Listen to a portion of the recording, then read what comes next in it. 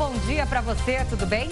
Eu sou Lidiane Sayuri e hoje é quarta-feira, dia 2 de novembro de 2016. Essas são imagens da capital paulista, de onde falamos de São Paulo para todo o Brasil e para vários países pela Record News Internacional. Bom dia, tudo bem? Eu sou Marcela Raal. Um levantamento feito pelo Datafolha, a pedido do Fórum Brasileiro de Segurança Pública, aponta que a maioria dos brasileiros, 57%, defende a afirmação bandido bom é bandido morto. No comparativo com 2015, quando a mesma pesquisa foi feita, a aceitação da frase aumentou. No ano passado, 50% da população se dizia a favor da morte de criminosos. E você também concorda com essa afirmação? É o que a nossa enquete de hoje quer saber. Para votar, entre nas nossas redes sociais, use a hashtag #LinkRecordNews. Agora vamos aos destaques de hoje. Avisos de adiamento da prova do Enem são enviados. Quase 200 mil estudantes de todo o país farão a prova em dezembro por causa da ocupação de escolas e universidades. Crise nos hospitais estaduais do Rio de Janeiro faz procura por atendimento nos hospitais federais crescer quase 50% neste ano. Pesquisa aponta que morar perto do trabalho, do supermercado e até do médico faz bem para a saúde e mostra os impactos do planejamento urbano na vida das pessoas. Divida a sua opinião com a gente, participe do nosso jornal, porque começa agora a primeira edição do Link Record News.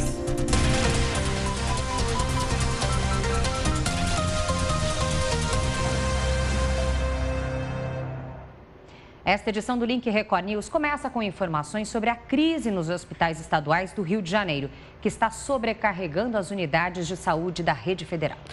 Pois é, a procura por atendimento nos hospitais federais cresceu quase 50% neste ano. Os pacientes precisam esperar até 12 horas só para marcar uma consulta. A fila impressiona e dá voltas no hospital. São pacientes, a maioria idosos, que tentam marcar uma consulta no Hospital Federal do Andaraí, na zona norte do Rio. Tem muitas pessoas debilitadas na fila, com cadeiras de rodas, e aquilo é simplesmente aterrorizante. Essa paciente veio de longe, viajou 70 quilômetros e saiu de casa durante a madrugada. Não sei se vou conseguir e quando vou conseguir. Alguns chegaram a esperar por mais de 12 horas no calor, sem a certeza do atendimento. Pior é se, quando chegar perto do bichinho, dizer que fechou a agenda da doutora e pronto. Aí tem que esperar lá para janeiro. Mês passado eu não consegui, essa segunda vez que eu... A crise financeira que prejudica os serviços públicos no Rio provocou uma sobrecarga nos hospitais federais. De acordo com o Ministério da Saúde, os atendimentos de emergência tiveram um crescimento expressivo. Em algumas unidades, de janeiro a setembro, houve um aumento de quase 50% em relação ao mesmo período do ano passado. A dificuldade para conseguir uma consulta atinge até pacientes com câncer. É o caso do pai de Rosângela, que só conseguiu consulta em fevereiro. Pobre, né? Se fosse rico, rapidinho eu resolveria o problema. Era só ter R$4.000 para pagar a cirurgia dele. A direção do Hospital do Andaraí informou que tem se reestruturado para reduzir a espera no atendimento. O desabamento do teto de uma gruta matou 10 pessoas no Tocantins. Entre as vítimas, mãe e 2 filhos de 9 e 10 anos. O desabamento aconteceu em Santa Maria do Tocantins, no interior do estado. 50 pessoas estavam no local para uma celebração religiosa. Testemunhas disseram que o teto caiu de repente. 10 pessoas morreram soterradas e 7 ficaram feridas. A área foi isolada e os bombeiros usaram troncos para escorar a entrada da gruta. Participantes do Enem 2016 começaram a receber, nas primeiras horas desta quarta-feira, mensagens de texto via celular, confirmando se eles estão entre os quase 200 mil estudantes de todo o país afetados pelo adiamento da prova. Eles só vão fazer o exame em dezembro por causa da ocupação de escolas e universidades. Em Curitiba, a polícia isolou o prédio do Núcleo de Educação, que está ocupado por cerca de 50 estudantes. A ordem era não deixar ninguém entrar ou sair do edifício. A água e a luz foram cortadas e houve bate-boca. A Universidade de Brasília também foi ocupada, apesar da ordem judicial de desocupar todas as escolas. A decisão veio depois que pais de alunos que estão se sentindo prejudicados com a falta de aulas entraram na justiça. A Polícia Militar e os bombeiros foram chamados para garantir a segurança e acompanharam de perto a saída de 65 alunos dessa escola. Os estudantes deixaram o local de forma pacífica. A Polícia Militar, em hipótese nenhuma, queria o conflito, queria o embate. E isso ficou bem claro para eles, de forma que eles saíram de uma forma bem tranquila. Já em Minas Gerais, as escolas estão sendo liberadas aos poucos. De acordo com o INEP, 304 locais de provas estão ocupados. Com isso, 191.494 estudantes não vão conseguir fazer o Enem este fim de semana.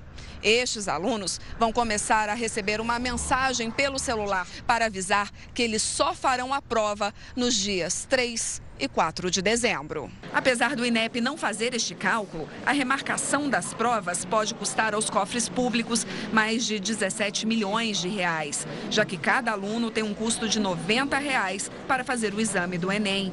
Para o governo, as ocupações têm cunho político. Há uma grande panfletagem, há um apoio de professores e de partidos políticos que ajudam os alunos e orientam, inclusive, as ocupações. Criminosos fizeram um arrastão na entrada de uma das principais rodovias que ligam São Paulo ao litoral paulista.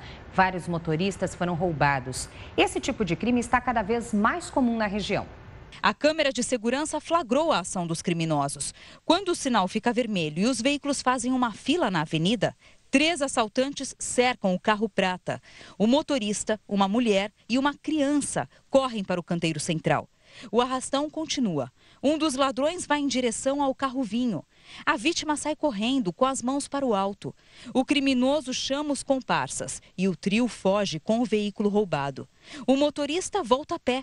Parece nem saber ao certo para onde ir. O arrastão aconteceu nessa avenida, que fica bem perto de uma alça que dá acesso à rodovia Anchieta, uma das principais ligações entre a capital paulista e o litoral. Daquele lado, da linha do trem, existem comunidades carentes. Os assaltantes esperavam o sinal fechar escondidos aqui, atrás dessa mureta. O PM identificou aqui que estava havendo alguma coisa que ele percebeu que seria um assalto. Ele passou o rádio para o comando da Polícia Militar e a Polícia Militar de imediato já atendeu. Tanto é que conseguiram até recuperar o veículo da pessoa que foi roubada. Em junho, as câmeras de segurança flagraram outro arrastão bem perto daqui. Criminosos armados assaltaram motoristas que esperavam o trem passar. Esses 2 casos aconteceram dentro da área urbana. Mas os arrastões assustam também motoristas que usam as estradas do litoral. Por isso, começaram a funcionar 16 câmeras inteligentes, com visão noturna, no sistema Anchieta Imigrantes. Todas as nossas rodovias concedidas aqui no estado, elas têm um bom monitoramento, mas esse monitoramento não é dedicado exclusivamente à segurança pública. Esse é um serviço exclusivo aqui do sistema Anchieta Imigrantes. E ainda sobre a segurança pública, um levantamento feito pelo Datafolha, a pedido do Fórum Brasileiro de Segurança Pública, aponta que a maioria dos brasileiros, 57%, defende a afirmação bandido bom é bandido morto. O índice de concordância sobe para 62% em municípios com menos de 50 mil habitantes. No comparativo com 2015, quando a mesma pesquisa foi feita, a aceitação da frase aumentou. No ano passado, 50% da população se dizia a favor da morte de criminosos. O Datafolha também revela que 64% dos brasileiros acreditam que os policiais são caçados pelos criminosos. A pesquisa ainda aponta a relativa satisfação da população com as forças de segurança pública. 52% afirmam que a Polícia Civil faz um bom trabalho esclarecendo crimes e 50% que a Polícia Militar garante a segurança da população. A forma como as polícias atuam, entretanto, não é bem avaliada. De acordo com esse levantamento, 70% da população sente que as polícias cometem excessos de violência no exercício da função. Além disso, 53% dos brasileiros têm medo de ser vítima de violência por parte da Polícia Civil e 59% temem ser agredidos por policiais militares. Diante desse levantamento, a gente aproveita agora para perguntar para você na enquete do dia. Você concorda com a afirmação que 57% dos brasileiros defendem de que bandido bom é bandido morto?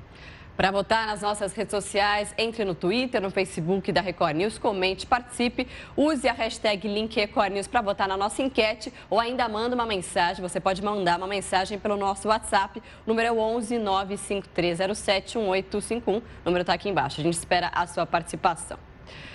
Bom, um adolescente de 16 anos, suspeito de roubar um carro, morreu numa perseguição policial em São Paulo. Ele tentou fugir da polícia e acabou baleado. Tiago Hugo de Souza estava neste carro com mais 2 suspeitos. Segundo a PM, denúncias feitas por telefone indicavam que o veículo estava sendo usado para fazer arrastão na zona leste de São Paulo. Foram ao menos 2 casos. A perseguição durou poucos quilômetros e terminou nesta rua. 2 dos suspeitos conseguiram escapar a pé, mas o menor não. Assim que desceu do carro, o suspeito ainda conseguiu correr por cerca de 30 metros. Ele veio aqui nesta direção e entrou aqui nesta avenida, que não tem pavimentação, por cerca de mais 20 metros. Ali houve uma troca de tiros, segundo a polícia militar, e ele acabou baleado. Chegou a ser socorrido pelo corpo de bombeiros, mas morreu no local. Tiago morava no mesmo bairro em que aconteceu a perseguição. Vizinhos e parentes foram para o local do crime. A PM reforçou a segurança enquanto peritos da polícia científica trabalhavam.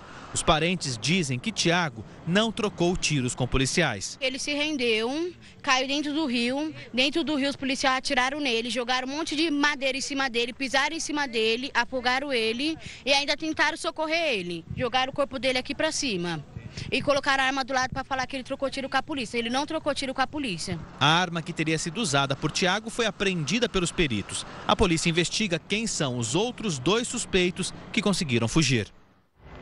Bom, e quem viaja de avião sempre fica com aquele medo de despachar a bagagem e não recebê-la da mesma forma na cidade de destino. Ainda mais quando se vai para o exterior.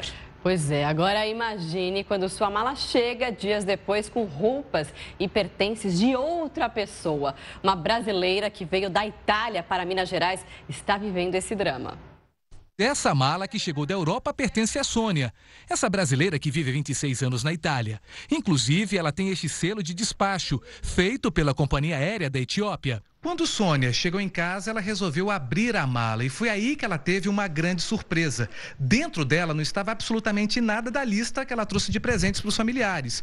Você encontrou livros religiosos, provavelmente esses pertences são de um homem, né, que tem alguma documentação aqui, e tem até tapetinho de muçulmano. Muçulmano, tem esse coral que eles colocam no corpo. E o que chama a atenção em toda essa história é na identificação que consta na mala. Quando você faz o check-in, a empresa ela emite um bilhete que é o mesmo bilhete, a numeração que consta aqui é o mesmo que consta na mala, ou seja, a mala é sua. A mala é minha.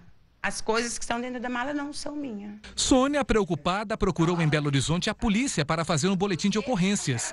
Somados todos os presentes e joias, ela teve um prejuízo de aproximadamente R$50 mil. Eu falei com a menina de Fiumicino de Roma e ela me falou que eu tinha que devolver a mala no aeroporto de Guarulhos. Eu falei, mas eu não posso devolver a mala se a mala, repeto, é minha mala. É as coisas que não estão dentro da mala que não são minhas. As minhas coisas, onde foram parar? Ela pode, por conta dela, contratar um advogado e para o Poder Judiciário. Ela pode procurar o Juizado Especial das Relações de Consumo ou procurar o PROCON. A companhia aérea Ethiopian Airlines informou que apura o caso e garantiu que, se ficar comprovado que a passageira teve algum prejuízo, ela vai ser indenizada. Morar perto do trabalho, do supermercado e até do médico faz bem para a saúde. Pelo menos é o que mostra uma pesquisa internacional sobre os impactos do planejamento urbano na vida das pessoas. Mas para que a população sinta esses benefícios, as cidades também precisam se adaptar a essa tendência.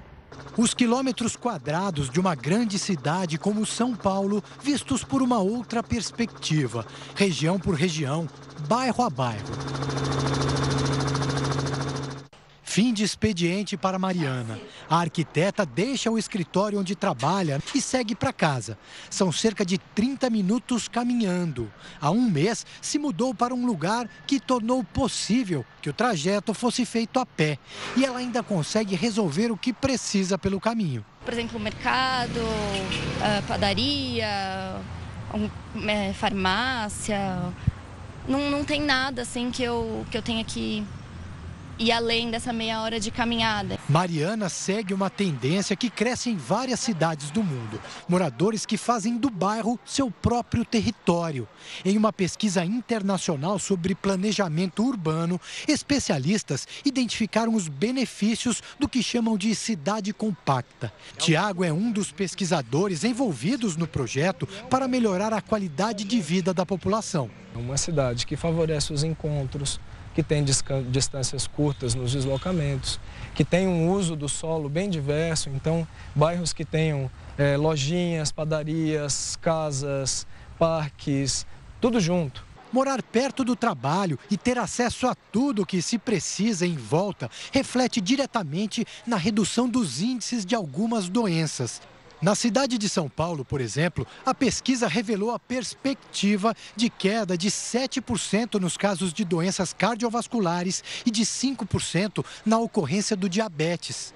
Além disso, o estudo aponta redução na poluição do ar em todas as cidades analisadas pelos pesquisadores. A cidade que a gente vive é decisiva para a saúde que a gente tem. Há, inclusive, um dito clássico na saúde pública que é: o seu código postal diz mais sobre a sua saúde do que o seu código genético. A Mariana é um exemplo do que podemos descobrir nesse passo a passo pelas grandes cidades. Você foge do trânsito, você percebe a cidade de uma maneira muito diferente. Quando você usa o carro no seu dia a dia, você acaba sendo uma pessoa mais sedentária, você acaba ficando mais estressado. Enquanto que se você está andando a pé ou de qualquer outro tipo de transporte, você pode ser muito mais feliz e ter muito mais qualidade de vida. E terminou o prazo para trazer de volta ao Brasil o dinheiro não declarado em contas no exterior. E o governo já pensa agora em repetir o processo. Mais detalhes a gente vai ver agora com a repórter Maíra Guedes.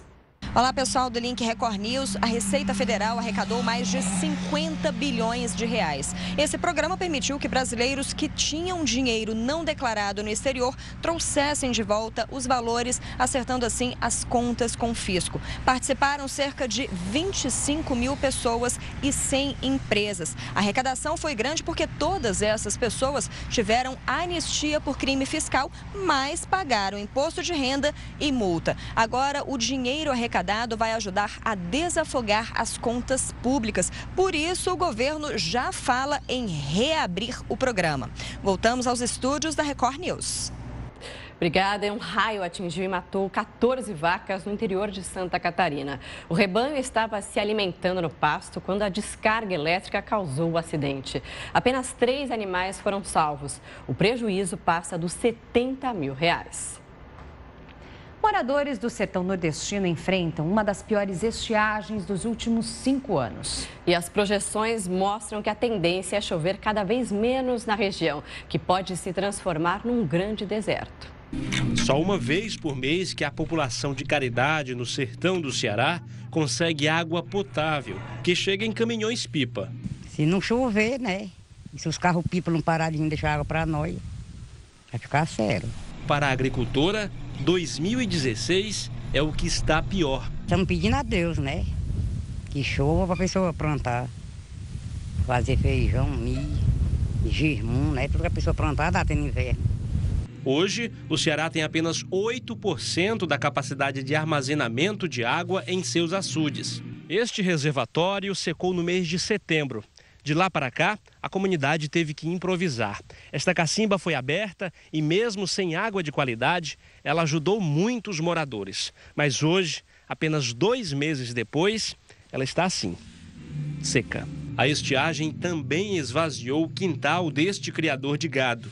As poucas vacas que ele tinha foram vendidas. Pai, não sei nem como explicar.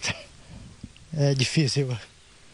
O cabo agricultor é difícil mesmo a gente. Realidade semelhante pode ser encontrada em outras regiões do Ceará e em áreas de todo o Nordeste, onde a seca mais severa avançou nos últimos meses. Praticamente todo o Nordeste se encontra nessa situação decorrente de 5 anos seguidos de chuvas abaixo da média, de chuvas mal distribuídas, então um quadro bem crítico. Se Deus quiser, no ano que vem já está tudo cheio d'água. E o Senado aprovou um projeto de lei que torna a vaquejada patrimônio e manifestação cultural. A aprovação veio depois do Supremo Tribunal Federal ter considerado a vaquejada ilegal por causa dos maus tratos aos animais. Por isso, a vaquejada continua proibida. Mas os parlamentares abrem agora uma brecha para que, no futuro, esse tipo de disputa se torne prática esportiva por meio de um projeto de lei que já transita na Câmara. Flagrante de crime ambiental. Balões colocam em risco a segurança de aviões na zona norte de São Paulo, perto do Aeroporto Internacional de Guarulhos. O helicóptero da Record registrou as imagens do início da manhã. Depois de soltarem pelo menos 2 balões, um grupo invadiu uma casa para resgatar a estrutura de um deles. A polícia aparece na hora e surpreende os baloeiros. Um homem pula o portão da casa e consegue escapar. Os outros entraram neste carro e também fugiram do local. Lembrando que a pena para esse tipo de crime, quem fabrica ou quem solta balões, vai de 1 a 3 anos. E agora a gente segue ao vivo para Curitiba, no Paraná, onde está a Fabiana Vantucci com os destaques da região. Oi, Fabiana, bom dia. Bom dia. Oi, Lidiane, Marcela, bom dia para vocês, bom dia a todos. Olha só, conforme já conferimos aqui no Link News, mais de 190 mil inscritos no Enem em todo o Brasil não farão as provas no próximo fim de semana por causa das ocupações das escolas. Aqui no Paraná, mais de 41 mil alunos foram afetados. De acordo com o Instituto Nacional de Estudos e Pesquisas Educacionais, 304 locais de prova estão ocupados em todo o país, 74 deles somente aqui no Paraná. Como nem todas as escolas foram desocupadas pelos estudantes no prazo determinado pelo MEC, o INEP resolveu adiar a aplicação do Enem especificamente para o grupo afetado pelos protestos. Os estudantes farão a prova apenas nos dias 3 e 4 de dezembro. Segundo o Instituto, mesmo que as escolas sejam desocupadas até sexta-feira, não haverá tempo hábil para que esses alunos façam o exame no próximo fim de semana.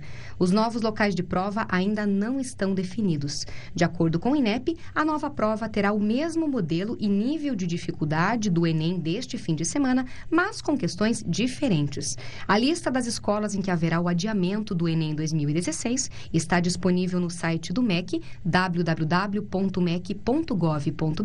e também no site do INEP, www.inep.gov.br. E agora o assunto é a Lava Jato. O juiz Sérgio Moro negou o compartilhamento de provas da operação com o Ministério Público do Rio de Janeiro.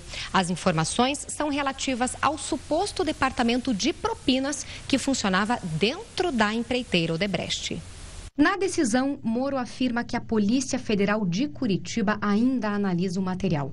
As provas solicitadas foram apreendidas durante a 23ª e 26ª fases da Lava Jato, que revelaram indícios de pagamento indevido ao marqueteiro do PT, João Santana, e da existência do setor de operações estruturadas da Odebrecht, que seria responsável pelo pagamento de propina a agentes políticos e servidores. Essas informações, de acordo com o Ministério Público do Rio de Janeiro, seriam usadas nas investigações relacionadas ao Parque Olímpico, Maracanã, linha 4 do metrô e também a rede de esgoto. Ao negar o compartilhamento, Moro afirmou que a necessidade e a utilidade das provas não estão claras e que não é possível identificar a relação das investigações com os processos da Lava Jato.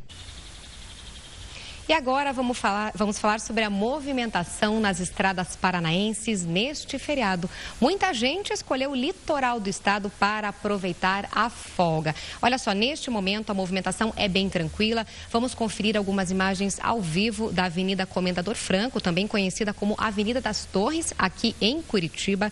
De acordo com a concessionária que administra o trecho, 35 mil veículos devem circular nos dois sentidos da BR-277 neste feriado. Neste momento, cerca de 900 carros transitam por hora pela BR-277, sentido litoral do estado. Não é um número muito acima do fluxo normal de veículos na rodovia, que fica aí por volta de 600 por hora. Já no sentido da BR, que liga Curitiba aos municípios do interior do estado, pouco mais de 700 carros passam pelo trecho por hora. Então, a movimentação aí está tranquila até o momento. O horário de pico previsto é a partir das 7 da noite, que é o horário de retorno. Aí sim o movimento aumenta um pouquinho mais, previsão de 1.500 veículos por hora na rodovia. Agora vamos conferir algumas imagens ao vivo do centro de Garuva, em Santa Catarina, na BR-376, que liga o Paraná ao litoral de Santa Catarina. O movimento está também aí um pouco acima do normal. São aproximadamente 1.000 carros circulando pelo trecho por hora. E esses foram os destaques de hoje aqui do Paraná. Marcela e Lidiane, voltamos ao estúdio com vocês. Bom trabalho, um ótimo feriado. A gente se vê amanhã. Obrigada, Fabiana, pelas informações. Bom plantão para você por aí. Até amanhã. Até lá. Integrantes do movimento Sem Teto e policiais entraram em confronto durante a ocupação de um prédio. Dá só uma olhada.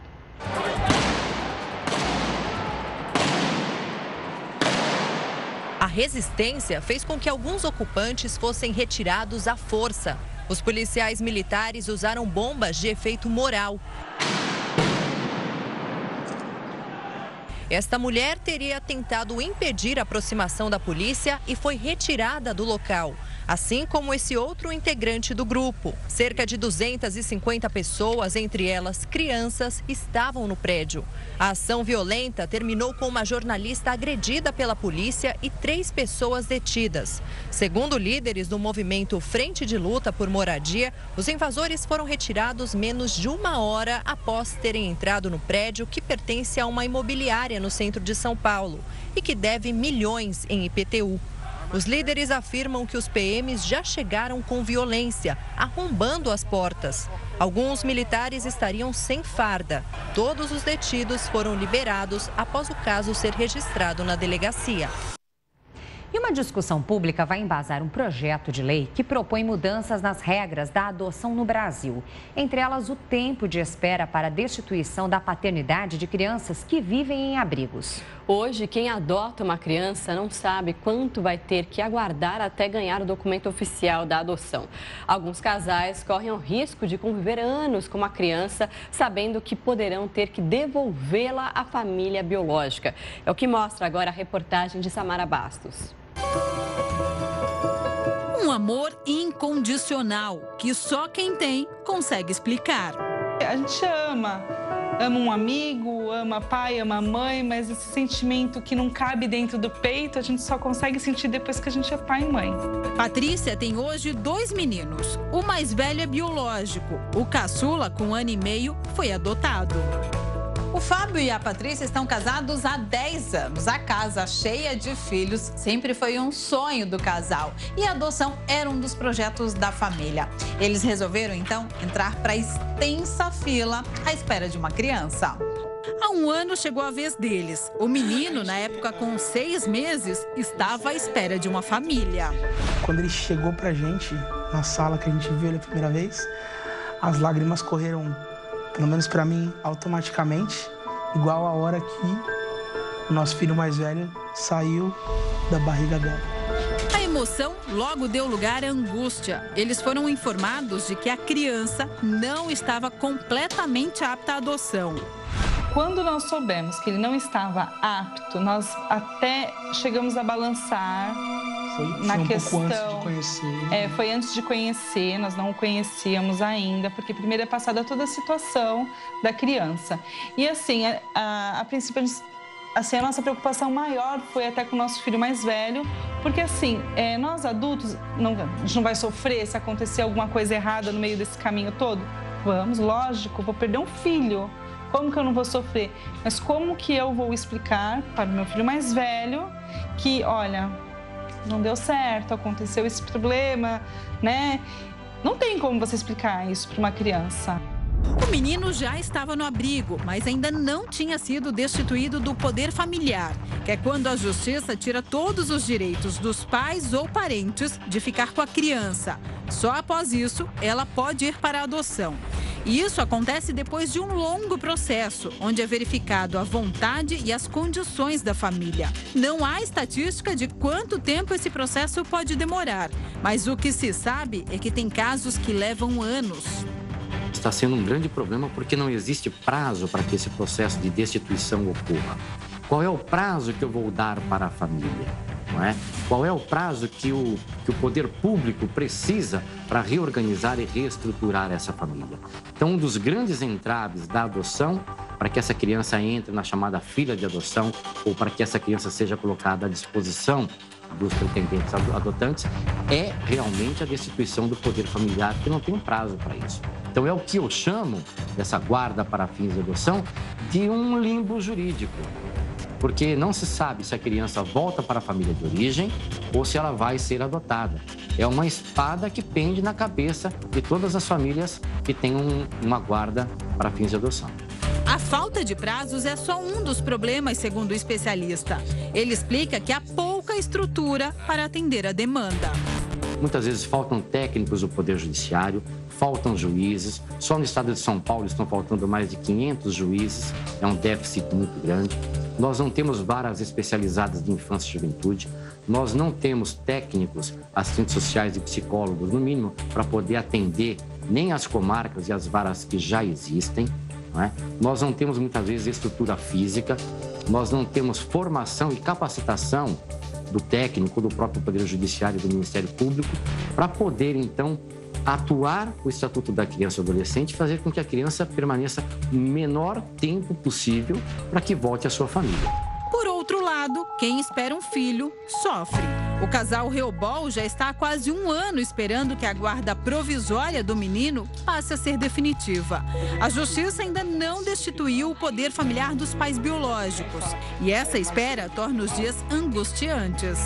Ele é seu, mas não é seu. Você não tem um livre acesso, entendeu? Ah, não, agora eu quero ir para os Estados Unidos, eu posso pegar meu filho e falar, não, vamos, então nós vamos embora, vamos passear e vamos ficar 30 dias, vamos ficar 20, não, agora eu quero ir para o Canadá, pego meu filho. Eu não posso, eu preciso da autorização do juiz. Agora a gente já tá na chuva. Tem que ficar se molhando enquanto não para, né? Não para a chuva. Enquanto aguarda a finalização do processo, a Patrícia tenta manter a rotina da casa o mais normal possível. Para você, não existe a possibilidade de uma devolução. Não, nós não pensamos nisso. Isso não está nos nossos planos, a gente evita pensar nessas coisas, a gente vive a nossa vida daqui para frente. Para diminuir esse sofrimento e as incertezas de quem briga pela guarda, o Ministério da Justiça quer enviar ao Congresso Nacional propostas para mudar as regras e diminuir o prazo da adoção. É possível estabelecer um prazo? Em alguns casos, sim, é possível se estabelecer prazo. Em outros, não. Mas deve haver realmente um prazo, mesmo que ele seja prorrogável por fundamentação da autoridade judiciária. Uma das possibilidades, e que já virou um anteprojeto do Ministério da Justiça, é quando a mãe entrega de forma espontânea o filho à adoção. A proposta é que a mãe biológica tenha até 2 meses para reclamar a guarda da criança ou indicar um parente para ser o guardião, caso se arrependa da decisão. Mas ainda são prazos muito elásticos. O que nós entendemos é que a vontade da mãe deve prevalecer sobre qualquer outra vontade. Não se deve forçar a mãe a ficar com a sua criança. E uma outra condição muito importante é que entregar o seu filho à adoção a uma autoridade judiciária ou uma autoridade policial não é crime. A população tem que saber que isso não é crime. Aliás, é até um ato de amor. As mudanças podem ser discutidas pela população. O Ministério da Justiça criou uma página na internet para que qualquer pessoa envie propostas. A discussão pública termina nesta sexta-feira. Tudo isso vem em conforto e vem sempre em benefício da própria criança. A Constituição Federal coloca que a única prioridade absoluta em todo o texto da Constituição é a convivência familiar e comunitária. Hoje, mais de 46 mil crianças estão em abrigos brasileiros, mas apenas 7 mil estão aptas para serem adotadas. Fábio e Daniela passaram por 2 processos de adoção. Primeiro veio a Camila, quando ela tinha pouco mais de 1 ano. E recentemente chegou o Antônio, na época com 9 meses. A gente tem que se entregar, né? E esse amor, acho que ele vai sendo construído, né? Porque a gente não tem aquela gravidez que normalmente a mãe fica lá, né? A gente brinca alisando, né? Eu brinco dizendo que fica chocando, né? O filho por 9 meses, né? Criando aquele amor. Então quando a gente tem a notícia, é uma coisa tão de repente, né? Então não é um amor à primeira vista, foi isso que eu escolhi, né? É toda uma novidade, a gente vai construindo esse amor com o passar do tempo. Nos 2 casos, as crianças vieram para casa antes que a justiça as destituísse do poder familiar. Foram meses de angústia. O que a gente pensou é o seguinte, que se fosse esperar o processo, em geral, leva em torno de 2 anos, 2 anos e meio. Então, aquele conflito, né? A gente queria crianças mais novas possíveis, 1 ano. E se a gente fosse esperar o processo, quer dizer, a Camila praticamente terminou, ela já tinha 2 anos. Então a gente aceitou, né, correr esse risco, fica aquela expectativa, né? Aguardando a conclusão do processo. A tranquilidade só chegou com a certidão de nascimento. Muito emocionante. Muito legal. Realmente era uma coisa que a gente esperava muito. É a plenitude da paternidade, né? Da filiação, né? É quando a gente tem realmente a sensação de que o filho é legitimamente nosso, né? Então a certidão é como quando o filho nasce pra gente. Não são poucas as experiências de pais que sofrem com a demora da justiça. Eurivaldo mora no Rio de Janeiro. Nós conversamos por Skype. No caso dele, os 2 processos de adoção demoraram 8 anos e meio. Havia um medo de que alguém pudesse ainda requerer a guarda das crianças? Isso sempre existe. Principalmente porque é função do Ministério Público, e às vezes da própria Defensoria Pública, zelar pelo que está determinando a lei. Então, no caso deles, ocorriam recursos para se tentar ainda buscar, depois de anos, alguma família extensa.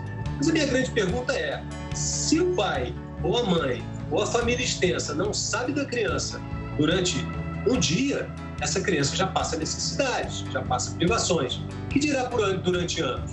Então, qual seria a legitimidade dessa pessoa em buscar uma criança da qual ele não convive, não conhece, não sabe? Apenas os laços sanguíneos? Eu acho que vale muito mais o laço afetivo. A certidão de nascimento da filha caçula chegou este ano, depois de 3 anos e meio de espera. Foi aí que Eurivaldo, que é advogado, resolveu escrever um livro onde conta a própria história e a experiência de outros 40 casais que adotaram um filho.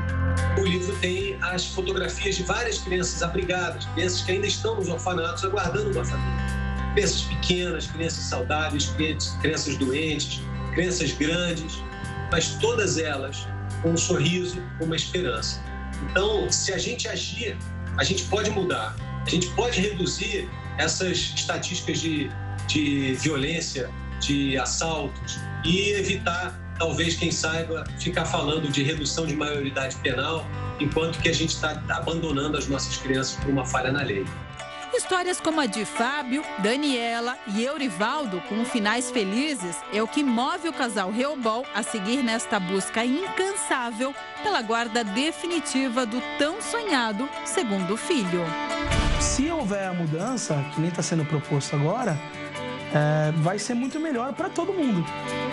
Principalmente para quem mais precisa, que são as crianças. Eu penso muito numa frase de uma banda, uma música de uma banda que eu gosto muito, que é o medo segue os nossos sonhos, né?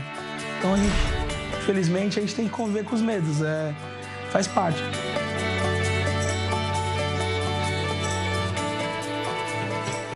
não tem nada melhor para uma criança do que ela crescer realmente num lar onde ela é desejada, ela é amada. Isso sim é uma vida feliz para muitas crianças que estão abandonadas aí e procuram sim um pai e uma mãe de verdade. É verdade. Bom, momento de interatividade aqui no Link Record News. Hoje o tema da nossa enquete é com relação a um levantamento, uma pesquisa feita pelo Datafolha, que aponta aí que 57% dos brasileiros, portanto, a maioria, apoia a seguinte afirmação: bandido bom é bandido morto. Diante desse resultado, perguntamos para você: você concorda com essa afirmação? Hashtag Link Record News para votar e colocar o que você pensa nas redes sociais, ou ainda faça isso utilizando o nosso WhatsApp, DDD 11 95307 1851. Já temos participação. Vamos dar uma olhadinha aqui na tela, então, participações chegando via WhatsApp a respeito dessa questão, um levantamento feito pela Datafolha, uma questão bastante polêmica, né, Lidiane? Olha, o Jonas de Hortolândia, São Paulo, diz o seguinte: não sou a favor da pena de morte, mas se for para morrer um marginal ou um cidadão de bem, que seja um marginal. Tá certo a opinião do Jonas, obrigada. Tem mais mensagem agora, José Maria de Curitiba, Paraná. Eu concordo, mas tem que ser todo tipo de bandido, inclusive os corruptos. Só morre os que não têm bons advogados. A colocação que deixa aqui José Maria. Obrigada pela participação. Mais uma participação agora do Antônio de Osasco, São Paulo. Ele que diz o seguinte: a questão é cumprir a lei. Os criminosos devem ser penalizados no rigor da lei. Agora, entre policial morto ou bandido, que morra o bandido. Tá certo, a opinião do Antônio. Obrigada. Manuel de São Paulo, capital, concordo. Bandido bom é bandido morto, porque eles matam sem piedade. É a opinião do Manuel. Obrigada pela mensagem. Rafael de Curitiba, Paraná, sou a favor sim, bandido bom é bandido morto. Obrigada, Rafael. O Ricardo de Belo Horizonte, Minas Gerais, concordo plenamente, pois as leis do país só geram impunidade às pessoas realmente revoltadas com a falta de segurança apresentadas aí nas regiões das quais elas escrevem. Obrigada pela participação. Mais uma participação agora do Rubens, de São Paulo. Eu concordo plenamente que bandido bom é bandido morto. Opinião, então, do Rubens. É exatamente isso. Eu acho que as pessoas não aguentam mais tanta violência e acham que a solução é essa, já que o poder público não dá conta de dar segurança à população, né? E as pessoas respondem dessa forma. Então, é uma forma de extermínio, né? Exatamente. Dos criminosos. O Cleiton, de Angueretá, Minas Gerais. Sim, porque os crimes só vão multiplicando, cada crime é pior que o outro. A maioria dos presos não se arrependeu do que fez. Obrigada, Cleiton. Mais uma agora do Márcio, de Ipameri, Goiás. Não existe covarde maior que o ladrão. Não tem coragem para trabalhar e rouba os pertences de quem trabalha com coragem e honestidade. Temos que ter pena de morte aqui no Brasil, tanto para bandidos como para políticos ladrão. Tá certo, o povo realmente revoltado aqui. Revoltado. De Aracaju, lá em Sergipe, o Márcio compartilha. Eu também sou favorável à frase: bandido bom é bandido morto. Obrigada, Márcio.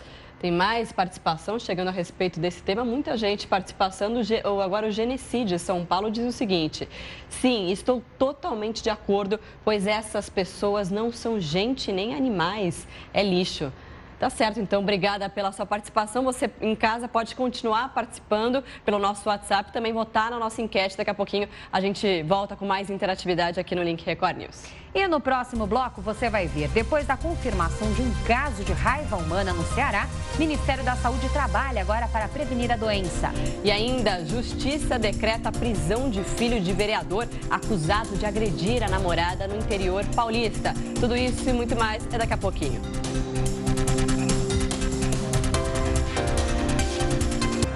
Horas 45 minutos no horário de Brasília. Link Record News de volta com mais informações. O INSS já cancelou mais de 8 mil benefícios de auxílio-doença por irregularidades. O processo de revisão quer evitar pagamentos indevidos, mas em alguns casos os cortes podem ser injustos. 1 ano e 7 meses até descobrir que os sintomas eram de um câncer. Acho que a primeira sensação que a gente tem é medo. Porque eu tenho uma filha de 5 anos, tem que cuidar, ela é responsabilidade minha. Roberta está se tratando de um linfoma de Hodgkin, um tipo da doença que ataca o sistema imunológico. Qualquer resfriado que é comum a você, para mim não é. Pode virar uma infecção muito maior. Então, por conta do risco das infecções é que a gente não pode. A gente não pode local fechado, onde tenha muita gente, transporte público. Para se tratar, há 1 ano e meio, ela se afastou da empresa onde trabalha como atendente de telemarketing. Entrou com um pedido de auxílio-doença no INSS. É com esse dinheiro, no valor de R$ 1.078, que consegue pagar os medicamentos. Mas na última perícia veio o susto. Roberta havia perdido o benefício. Eu fiquei indignada. Na verdade, eu não acreditei. Porque eu não estou em casa porque quero. Não, eu não escolhi estar doente. Entendeu? E não poder contar com aquilo que é meu por direito. O INSS justificou a suspensão dizendo que houve um erro de digitação no ano de término do benefício e que seria alterado no sistema. Mas essa correção ainda não foi feita e Roberta continua sem receber o auxílio. O caso de Roberta não é o único. Depois de 2 anos sem fazer a revisão nos auxílios-doença e nas aposentadorias por invalidez, o INSS suspendeu de uma só vez 8 mil benefícios em todo o país. Quem foi prejudicado deve procurar a Defensoria Pública. A situação de Roberta já está nas mãos deste defensor. Para ele, a revisão de benefícios deve ser feita de forma segura e não para resolver o ajuste fiscal do país. Nós sabemos que isso agrava a situação física e emocional de um paciente oncológico e se ficar demonstrado que, em razão da suspensão do benefício, isso agravou a situação da dona Roberta, é óbvio que a Defensoria vai ajuizar uma ação indenizatória por dano moral. E depois da confirmação de um caso de raiva humana no Ceará, o Ministério da Saúde trabalha para prevenir a doença. Em Minas Gerais, técnicos reforçaram as buscas e o controle de morcegos. A caça aos morcegos hematófagos, conhecidos como morcegos vampiros por se alimentarem de sangue, foi intensificada na zona da Mata Mineira, onde há histórico de casos de raiva.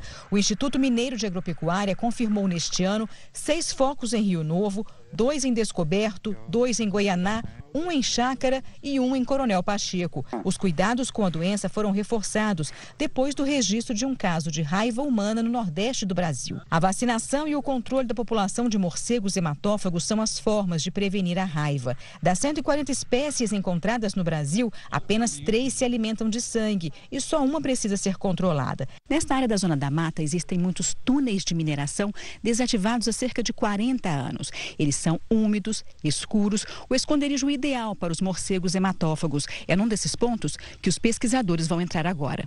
O veterinário do IMA colocou o equipamento de segurança e desceu pelos corredores estreitos da antiga mina. Depois da captura, Luciano separa os que vão ser liberados daqueles que vão ser usados para reduzir a população de hematófagos. Eles são cobertos com uma pasta venenosa. Então, de 5 a 10 dias aproximadamente, todos os morcegos que entrarem em contato com o animal que foi tratado com a pasta vampiricida, ele vem a óbito. O IMA alerta que a captura de morcegos deve ser feita por especialistas. O combate irregular de morcegos pode causar um desequilíbrio ecológico, visto que eles fazem um papel importante no ecossistema. E a Justiça decretou a prisão do homem flagrado por câmeras de segurança espancando a namorada num bar no interior de São Paulo. Filho de um vereador, o rapaz coleciona boletins de ocorrência por violência. Uma operação conjunta das polícias civil e militar foi montada em uma estrada onde Kelvin Assis Soares, de 24 anos, deveria passar na volta do trabalho. Ele conseguiu escapar e agora é considerado foragido. Kelvin é acusado de agredir a namorada, uma jovem de 18 anos. Na gravação, ela aparece levando vários tapas no rosto, joelhadas, chutes e socos do namorado, visivelmente descontrolado. A gravação foi divulgada pela mãe da jovem, que ficou horrorizada com o que viu. O que ele fez com a minha filha, ele pode fazer muito com as filhas de qualquer um por aí. O casal se relacionava há 4 anos. Segundo a família da jovem, mesmo com uma filha em comum, Kelvin e Judy nunca moraram juntos. Viviam como namorados. Um relacionamento marcado pelo ciúme, muitas ameaças, agressões e desentendimentos. Ele fica cercando a minha casa. Ele fala de me matar, ele fala que quer me matar, ele fala que eu vou matar ela, eu já sei que eu vou preso, eu vou matar ela. Kelvin é filho de um vereador da cidade e tem fama de violento. Segundo a polícia, 10 boletins de ocorrência já foram registrados contra ele, 2 pela própria namorada. O rapaz também já havia sido condenado a 1 ano de prisão em regime semiaberto por lesão corporal grave ao ferir um homem com uma foice durante uma briga. Mas a sentença ainda não foi deferida para que a pena fosse cumprida. Vou deixar na mão da justiça para ver o que vão fazer. Porque ele já tem desacato, ele já tem tentativa de homicídio, ele tem muita coisa. Então eu acho que já está na hora desse cara não ficar na rua. As imagens são chocantes. E a análise desse caso com o nosso comentarista de segurança, Renato Lombardi. As imagens correram o Brasil e o mundo. São imagens que realmente revoltam a gente, de um sujeito espancando uma companheira no interior do estado de São Paulo, de uma agressão gratuita, uma agressão que realmente merece uma punição severa.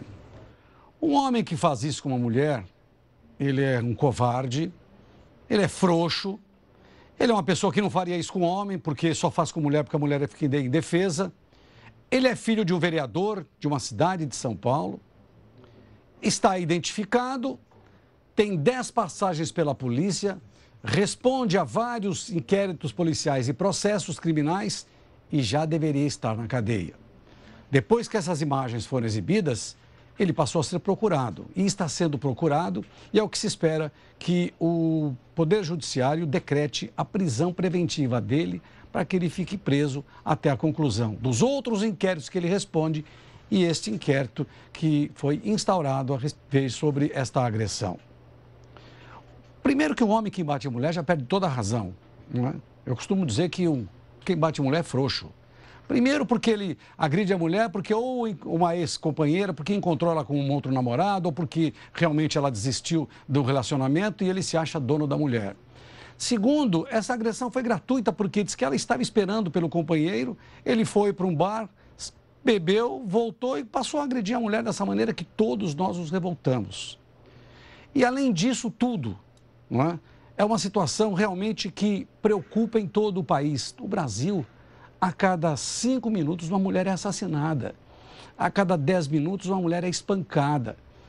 Tem uma Lei Maria da Penha, tem feminicídio, tem tudo que possa imaginar, mas infelizmente os homens continuam espancando as mulheres. É o que se espera que, a partir desta situação, a justiça dê exatamente um exemplo de como deve ser feito por um covarde como este. E a criminalidade não para. Você vai ver agora flagrantes de uma quadrilha que rouba bagagens em um dos maiores aeroportos do país. As câmeras de segurança do aeroporto não inibem a ação dos bandidos. São cerca de 3 flagrantes por semana. Nessas imagens divulgadas pela Polícia Civil, basta a vítima se afastar do carrinho para ter um objeto furtado em questão de segundos. Eles visam carteira, maleta, bolsa. Então, isso é porque ele sabe que ali dentro tem objetos de valor. A polícia acredita que a quadrilha tem cerca de 4 integrantes. Alguns são peruanos e chilenos e eles ficam encarregados de abordar os passageiros. Enquanto distraem a vítima fazendo alguma pergunta, outros aproveitam o momento para levar a bagagem. É o que acontece neste outro flagrante. Enquanto uma mulher se aproxima da vítima para pedir informação, do outro lado, um homem aguarda a passageira prestar atenção na conversa para levar a bagagem nos braços. Esta outra imagem mostra quando um casal senta na praça de alimentação atrás de uma mulher. O criminoso pega a bolsa, enrola em um casaco e os dois saem sem ninguém perceber. Já este fotógrafo perdeu todo o equipamento de trabalho, um prejuízo de R$4.000. Não esperava que acontecesse, porque eu sou muito atento, né? Sou sistemático em relação a determinadas coisas. Nunca tinha me acontecido. O maior número de ocorrências acontece entre 7 e 9 horas da manhã. Um casal chegou a prestar depoimento, mas foi liberado. Na casa deles foram encontrados celulares, bolsas, carteiras, pendrives, cartões de memória e uma mala. Mesmo assim, não foi provado que eles são responsáveis pelo crime. Link Record News faz uma pausa agora para os nossos apoiadores e volta em instantes. Até já.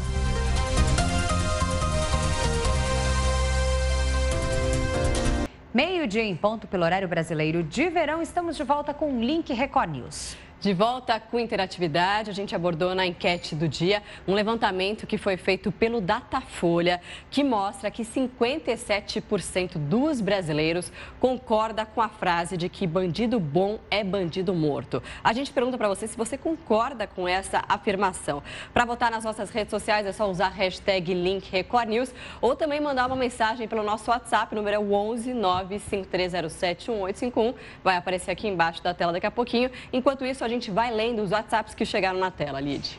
Vamos lá, a opinião do internauta, do telespectador que chega agora. Radimacher, de Dirceu Arco Verde, no Piauí, coloca: sou a favor de bandido bom é bandido morto. Obrigada pela participação. Mais uma do César Augusto, de Araraquara, São Paulo. Bandido morto? Quais bandidos? Afinal, temos bandidos em todas as esferas de nossa sociedade. Os bandidos são um reflexo de famílias e lares doentes, somados a uma sociedade injusta e desigual. Tá certo, reflexão do César. Obrigada. Tem o Fernando de Linhares, no Espírito Santo. Concordo plenamente. Eles matam e fazem o mal sem pudor. A opinião do Fernando registrada aqui no Link Record News. Mais uma agora da Brenda, de Santa Maria Flores, Goiás. Ela que diz o seguinte: não sou a favor, mas cada um tem que pagar pelo que faz. Tá certo então, Brenda? Obrigada. O Alexandre, lá do Rio Grande do Sul, escreve que concorda, mesmo porque eles nunca pensam na família de quem eles matam. Obrigada, Alexandre, pela mensagem. Mais uma agora do Marcelo, de Ilhéus, Bahia. Sou a favor, bandido bom é bandido morto, pois quando ele vai praticar um crime, nós já estamos condenados à morte. Obrigada, Marcelo. O Rogério, de São José do Rio Preto, interior de São Paulo, compartilha: bandido morto? Qual bandido? E os políticos? Bandido, para mim, é na cadeia, pagando sua pena. Opinião do Rogério. Agora a Júlia, de Curitiba, Paraná. A partir do momento que se mata um bandido, você se torna um bandido. O poder público não dá conta, pois falta educação nesse país. Faltam oportunidades para pessoas que vivem em precariedade. Obrigada, Júlia. Jefferson, de São Paulo, capital. Tudo seria diferente se aplicassem uma lei dura. Hoje, os criminosos assassinam e ficam impunes. Obrigada, Jefferson. Bastante opinião chegando a respeito desse tema. Agora da Zila, de Curitiba, Paraná. Concordo, pois bandido não pode ficar vivo, acabando com muitas famílias. Obrigada, Zila. O Gilson, de Cerro Azul, no Paraná. Eu fico na dúvida, pois tem bandidos soltos e inocentes na cadeia. Nossas leis são falhas. A observação que faz o Gilson. Obrigada.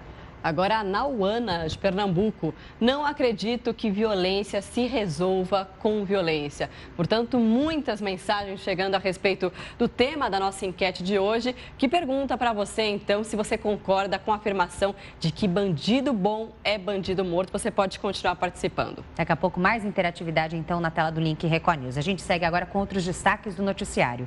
Porque a Corregedoria de Polícia investiga a atitude de um PM durante uma abordagem policial. Reparem no vídeo com o flagrante, que chamou a atenção de milhares de internautas. Vejam que durante a revista a um suspeito, o agente vira o rapaz de cabeça para baixo e sacode o jovem na tentativa de identificar algum produto ilícito que poderia estar escondido na roupa dele. A Polícia Militar condenou a atitude do PM e vai apurar se cabe algum tipo de punição ao caso.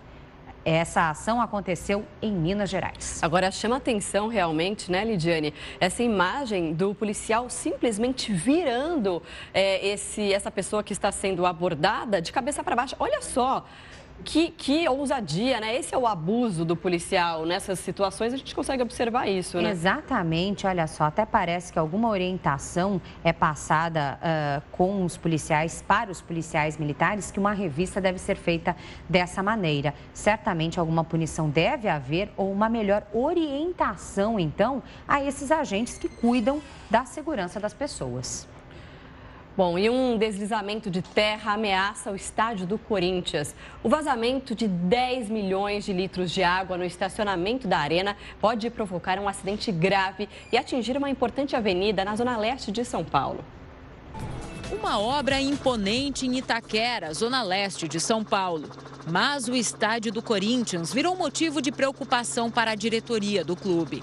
Nesta manhã, técnicos da Defesa Civil e da Sabesp estiveram no estádio para vistoriar o local.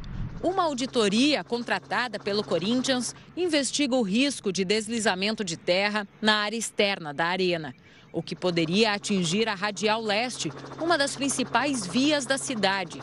Isso seria provocado por causa de um vazamento de mais de 10 milhões de litros d'água no estacionamento da arena. Este mesmo problema teria causado um deslizamento de terra em fevereiro deste ano na área externa. Hoje, um representante da Odebrecht, responsável pela construção do estádio, esteve no local e disse que o vazamento não aconteceu no estacionamento, e sim no saguão de um dos prédios do estádio. Segundo a Odebrecht, houve um problema no registro que fica dentro desta caixa. A empresa garante que não houve infiltração no solo e que a água teria escoado pela tubulação de esgoto.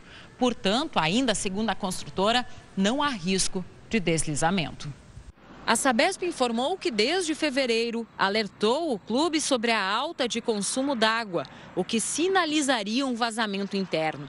Hoje, os técnicos constataram que a tubulação da Sabesp está em perfeito estado, o que confirma a suspeita de problemas internos de responsabilidade do Corinthians. A gente está preocupado porque onde você fala em risco e risco das pessoas, a gente sempre preza pela segurança de todos, mas quem vai responder e atestar se está tudo em ordem ou não está é a construtora, os seus engenheiros, que já foram acionados para que verifiquem isso e nos dê toda a garantia de que o problema está resolvido. A auditoria do clube também encontrou outros problemas no estádio: rachaduras em paredes na arquibancada e buracos no piso ao redor da arena. Em fevereiro deste ano, parte do teto de uma das entradas principais do estádio desabou. A arena foi inaugurada em 2014, mas o clube reclama da falta de acabamento na conclusão da obra. Já a construtora disse ano passado que todas as obras do estádio foram concluídas em 2015, respeitando o contrato. O Corinthians assumiu o compromisso de pagar a arena até 2028. O valor chegará a mais de R$1,5 bilhão de reais. E a prefeitura informou que há 15 dias fez uma vistoria no estádio e não foi constatado nenhum risco de deslizamento.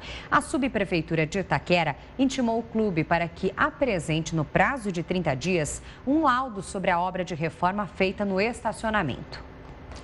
Bom, dia de decisões na Copa do Brasil, hora de falar de futebol. Os jogos de volta das semifinais prometem pegar fogo. Em Porto Alegre, o Cruzeiro tem uma missão quase impossível contra o Grêmio. Marcela, e lá em Minas Gerais, o Internacional vai ter que reverter o 2-1 do primeiro jogo e ainda segurar o artilheiro do Galo na competição.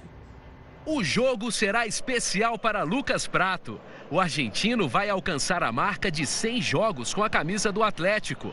Prato está com moral. É o artilheiro do Galo na Copa do Brasil. Fez 3 gols na competição, inclusive nesta semifinal contra o Inter.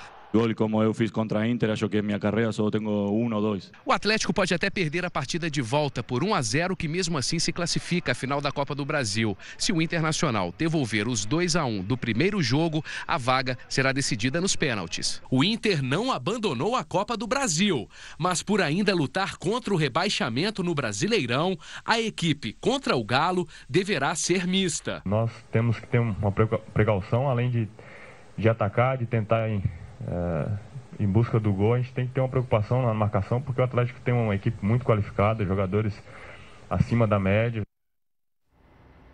Depois de perder o primeiro jogo por 2-0, o Cruzeiro vai ter que vencer um Grêmio embalado, se quiser se classificar para a grande final. Cenário que o time e a torcida gaúcha não querem nem imaginar. O Grêmio está a um passo da final da Copa do Brasil. O time do técnico Renato Gaúcho espera conquistar a classificação ainda nos 90 minutos. Para isso, a aposta é na pressão das arquibancadas. 50 mil torcedores vão apoiar o Grêmio na partida contra o Cruzeiro na semifinal da Copa do Brasil. Como venceu o jogo de ida por 2-0, o time gaúcho tem vantagem e pode até perder por 1 gol de diferença. Mas entre os jogadores não se fala em favoritismo. Acho que a gente tem que entrar com o pé no chão. Acho que a gente não ganhou nada ainda. Todos nós estamos cientes disso.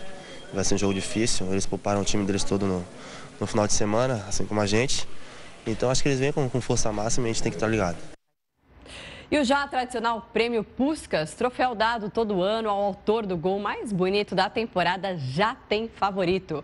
Hoje, o meia do Arsenal da Inglaterra marcou um verdadeiro golaço no jogo válido pela fase de grupos da Champions League, diante do Ludogorets da Bulgária. O meia alemão recebeu pelo lançamento, deu um chapéu no goleiro, deixou a zaga deitada e marcou o gol da vitória dos ingleses. O Arsenal venceu por 3-2. E enquanto alguns alunos sofrem com o adiamento do Enem, outros estão ansiosos à espera da prova. E uma pequena parcela de estudantes vai prestar o exame de maneira isolada, Marcela. São casos específicos de candidatos em tratamento de saúde que têm autorização para fazer o teste em hospitais. A repórter Samara Bastos conversou com duas jovens que têm leucemia, mas não deixam a doença atrapalhar os planos de futuro. Oi, eu sou a Jaíssa, tenho 17 anos e quero ser médica.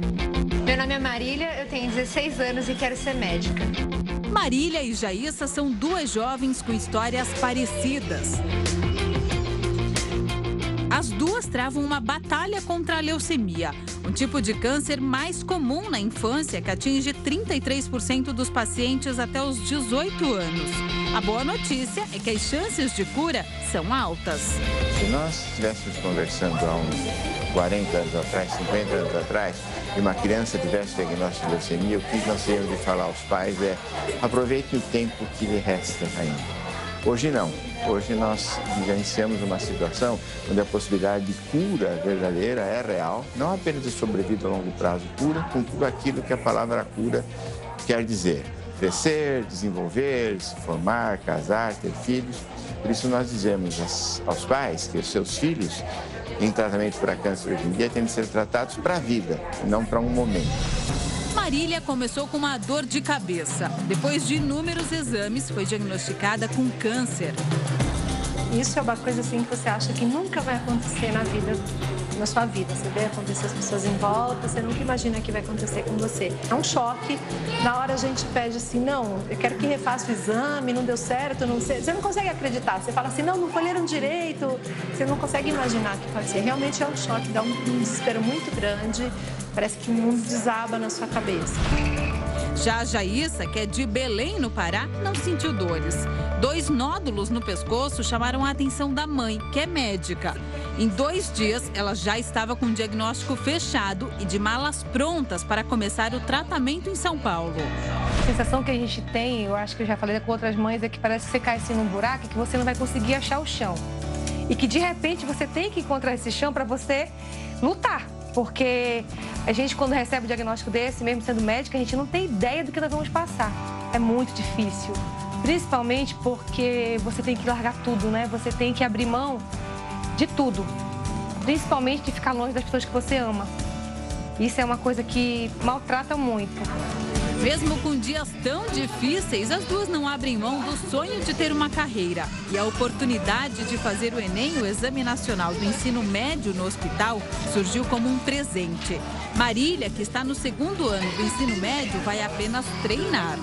Eu quero conhecer o Enem, como ele funciona, como é que são as questões, como que é tanto tempo de prova, com questões mais abrangentes, porque na minha escola eu faço simulados, né? Só que são questões que são muito específicas do trimestre, assim, da matéria que a gente está vendo. Eu queria entender como que funciona o Enem, porque não é só certas matérias, são todas as matérias, é tudo junto. Daí eu queria conhecer. A Jaíssa vai encarar a prova para valer. Dependendo da nota, a jovem poderá ser aprovada em uma universidade. Não sei se eu tô tão preparada assim, mas eu tenho esperança, né? Todo mundo tem esperança de passar e eu quero voltar logo. Se não der esse ano também, eu continuo no que vem e tento de novo e assim vai. As meninas estão entre os 44 alunos que estão sob algum tratamento de saúde e farão o Enem dentro de um hospital. A prova será aplicada por um funcionário do Ministério da Educação e os candidatos vão ser submetidos às mesmas regras dos demais alunos, incluindo o tempo de prova.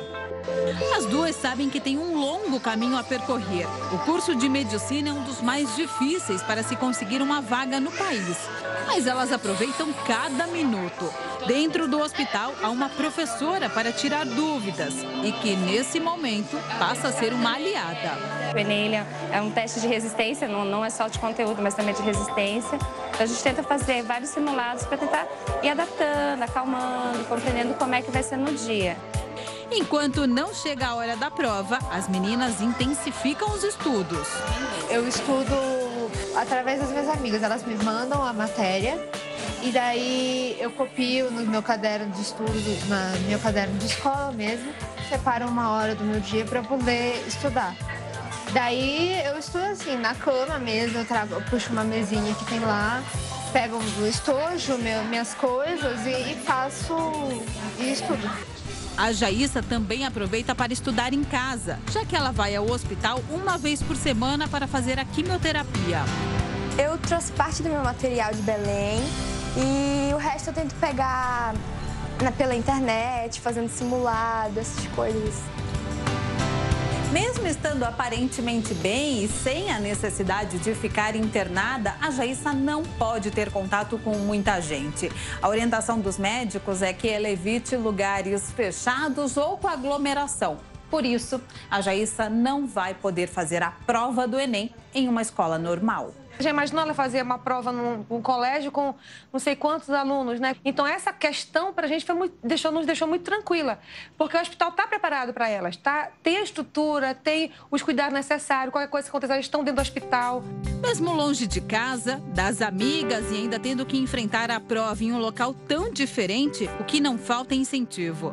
Os colegas de classe de Jaíssa, que já tinham combinado de estudarem juntos para o Enem, não abandonaram a amiga. Eles fizeram questão de enviar mensagens de apoio. Oi, Jaíssa, a gente tá aqui para te desejar uma boa prova do Enem, que tu faças muito calma, porque vai dar tudo certo. Que tu é muito capaz, inteligente e a gente acredita em ti. Um abraço. Beijo, tchau. A saudade é tão grande, mas que logo, logo a gente vai estar junto aqui, fazendo essas lezeiras, nossas graças. E é isso, um beijo e força sempre. Oi, amiga, eu vim te desejar uma ótima prova de Enem no sábado e no domingo. Tô torcendo muito por ti e tô rezando pra Deus te abençoar e te iluminar nessa prova. Ai, é muito bom, né?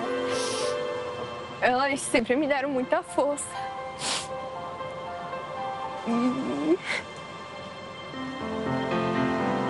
Isso é muito bom. É muito bom ser querida e receber tanto apoio assim sempre. Com tanta determinação, o tratamento da Marília e da Jaíssa é só um detalhe nessa busca pelo sonho. Eu quero ser médica. Se não der esse ano, se Deus colocou essa prova pra gente, hoje o que importa é que ela fique curada. Ano que vem ela estuda e a gente começa tudo de novo e ela vai ser médica, se Deus quiser.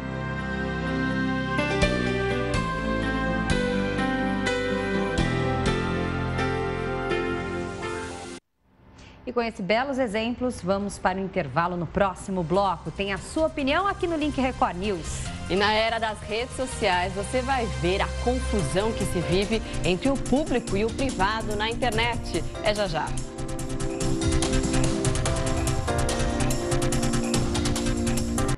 Meio-dia, 22 minutos, Link Record News de volta com a sua participação. É momento de interatividade aqui. Hoje nós colocamos um levantamento feito pelo Datafolha, que aponta que a maioria dos brasileiros apoia a seguinte afirmação: bandido bom é bandido morto. 57% dos brasileiros apoiam essa frase. E você, concorda com essa afirmação? Hashtag Link Record News para votar e compartilhar o que você pensa nas redes sociais, ou ainda faça isso utilizando o nosso WhatsApp, DDD 11 95307 1851. Vamos às opiniões recebidas agora pelas redes sociais. Tem tweet na tela, Marcela. Vamos agora no Twitter ver a participação dos nossos telespectadores internautas a respeito desse tema, que é um tema bastante polêmico. Vamos começar agora pelo WhatsApp primeiro. O Gildo, de Pato Branco, Paraná, diz o seguinte: sou a favor da pena de morte para bandidos. Só assim se resolve. Obrigada, Gildo. Tem mais mensagem agora lá de São Leopoldo, região sul do país. O Eduardo compartilha: bandido morto significa vidas de inocentes e famílias preservadas. Obrigada, Eduardo. Mais uma agora do Daniel, de Belo Horizonte, Minas. Matar bandido não é fazer justiça, é fazer vingança. Sou absolutamente contra a frase, pois a justiça demanda de audiência, advogado, juiz e promotor. Obrigada, Daniel.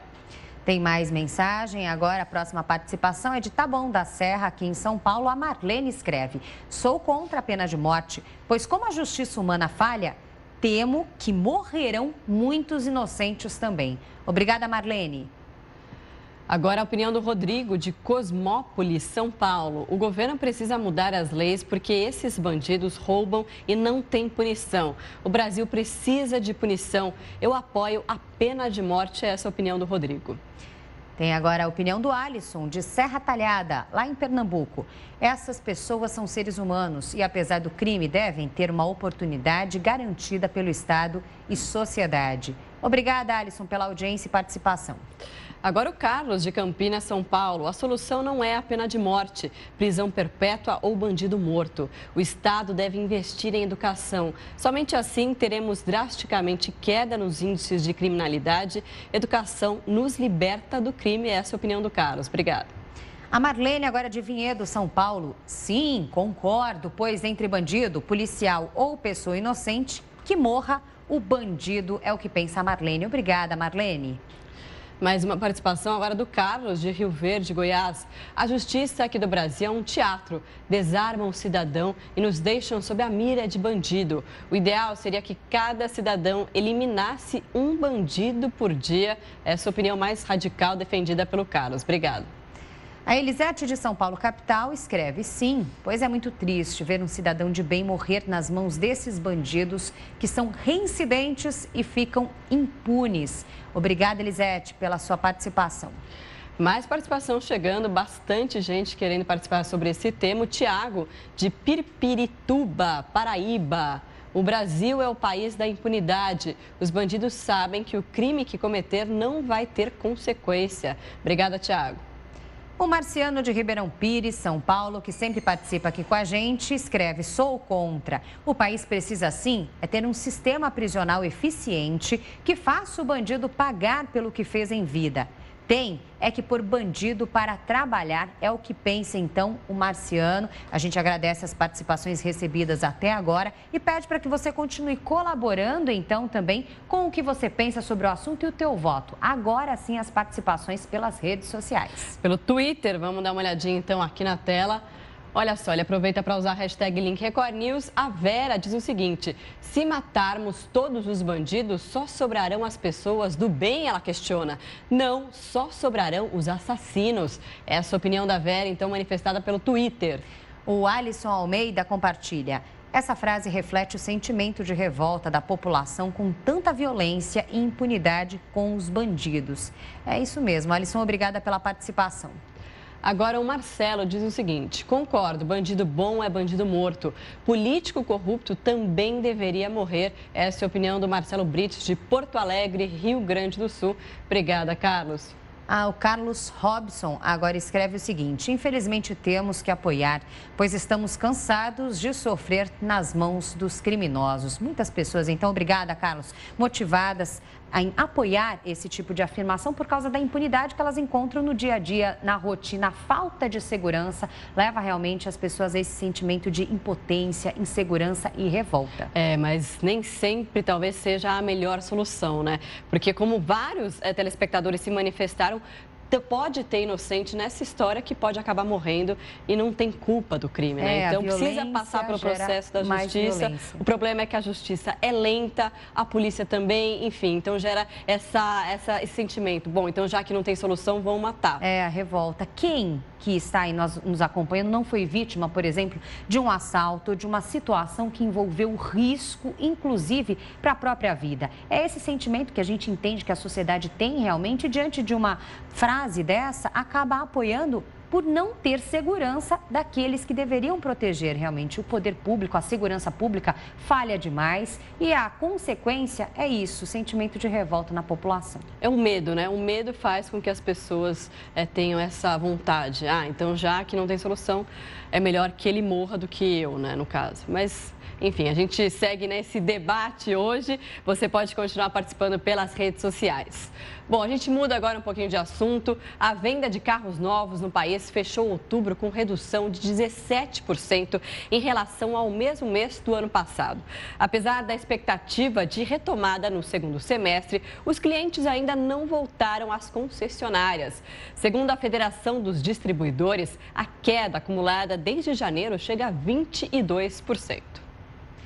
E milhares de brasileiros estão conectados à internet. E muitos desses internautas não saem das redes sociais, postam tudo. Mas se postou é público, você vai acompanhar agora a confusão que se vive entre o público e o privado na internet. Tem gente que até ganha a vida expondo a própria intimidade. Sabe aquela hora em que dividimos o tempo só com os parentes e amigos mais próximos? A Tassiele está assim, olha. Relaxa, assiste com a família os vídeos da última viagem dela.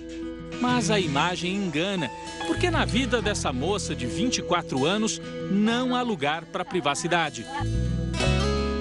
O que é público e o que é privado na rotina da Tassiele? É difícil saber, essa fronteira se embaralha totalmente. Olha, ela está aqui com os pais na sala de casa, é uma cena caseira, só que 30 metros para frente, né, Tassiele? Sim. Ela já sai da privacidade e vai entrar em contato com milhares de seguidores na internet. Ah, bora lá? A gente está aqui para mostrar como é que isso funciona. Parece até loucura, mas vamos ver? Vamos lá. Bom, aqui nos fundos de casa, o Fernando, marido da Tassiele, já montou uma espécie de estúdio. Quase todos os dias eles gravam aqui um vídeo com o dia a dia mesmo, as coisas que acontecem dentro de casa, muitas vezes. E a Tassiele vai colocando todo esse material na internet. Pelo jeito hoje... Dicas de mala. Olá, meninas e meninos! Hoje eu estou aqui para mostrar para vocês uma dica bem rápida de como arrumar a mala para o final de semana. O Fernando e a Tassiele estão casados há 2 anos. Ela trabalhava num banco e ele também tinha um bom emprego. Mas hoje vivem disso aqui. Você ainda não deu um jeito na sua rotina? Então vem comigo. A Tassiele virou uma estrela da internet. O marido é o câmera, o fotógrafo, o diretor das gravações, que são assistidas por milhares de seguidores. Calma aí, só pega ele na mão de novo. Esse? Sim, vamos fazer Mostra de novo. melhor? Não vai pegar leite? Ele sempre interrompe assim, O tempo inteiro. Mas depois fica bom. Fica ótimo. A Tassiele e o Fernando ganham a vida expondo na internet as cenas da vida cotidiana. Quando compraram a casa nova, fizeram vídeos da reforma. Eu tenho uma equipe incrível que está me ajudando. Até a inauguração da piscina de casa virou um vídeo. Sente esse equilíbrio. Quando mostra como arrumar a mala, a Tassiele não está dando dicas por acaso. Ela vai mesmo viajar. A mala existe e as roupas são exatamente aquelas que vai colocar na mala. Então é uma coisa real, assim, sabe? Que eu faço no meu dia a dia. É muito natural. Natural não é, mas os dois parecem satisfeitos com toda essa exposição. Nosso casamento tá na internet, nossa viagem de lua de mel tá na internet, tudo tá na internet. Lembra do vídeo que a Tassiele estava assistindo com os pais na sala? Já está na internet.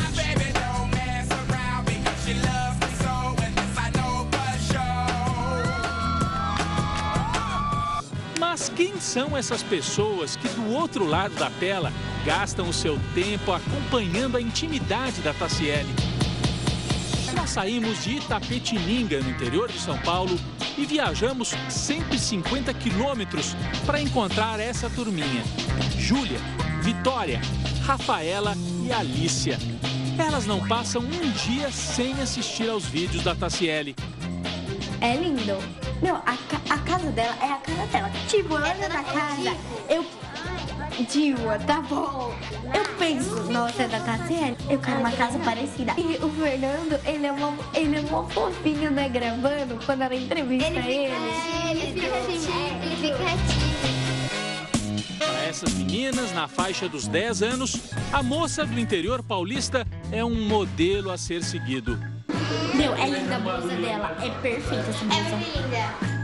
E hoje até a pequena Sofia, irmã da Júlia, de apenas 5 anos, entrou na sessão.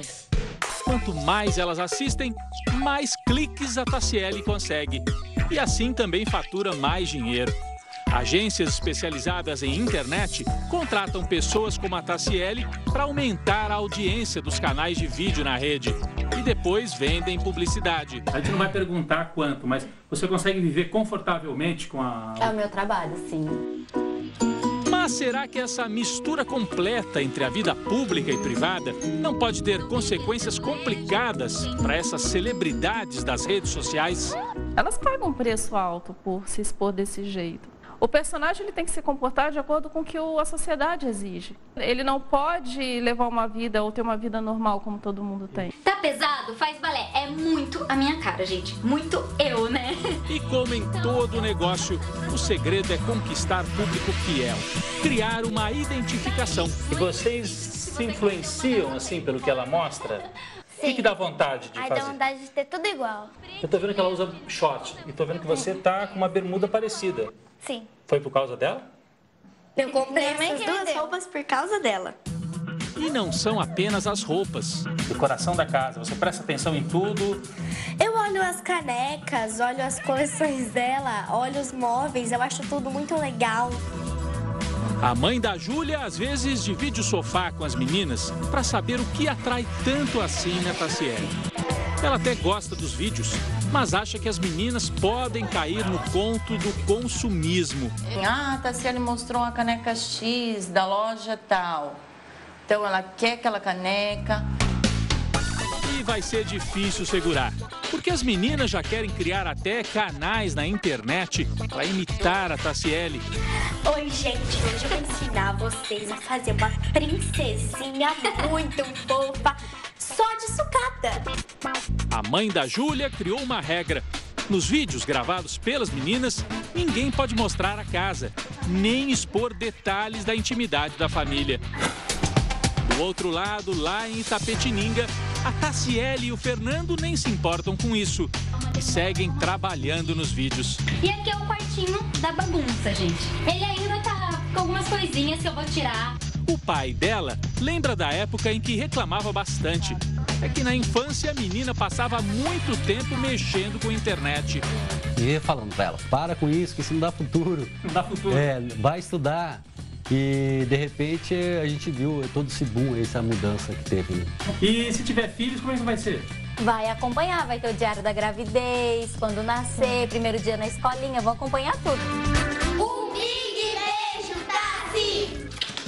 Como é que você define a sua vida e o quê? É um vídeo aberto, é isso. E olha, no próximo bloco você vai ver que índios de uma aldeia no interior do Amazonas lutam para manter uma tradição. E ainda, frentista de posto foi surpreendido por uma jiboia de quase 2 metros quando abriu o capô de uma caminhonete. Esse susto e muito mais em instantes aqui no Link Record News. Até já.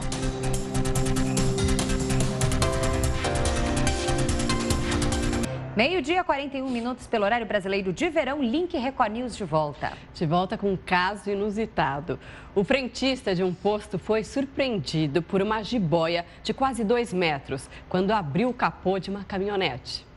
A cobra estava enrolada no motor do carro e foi retirada pelos bombeiros.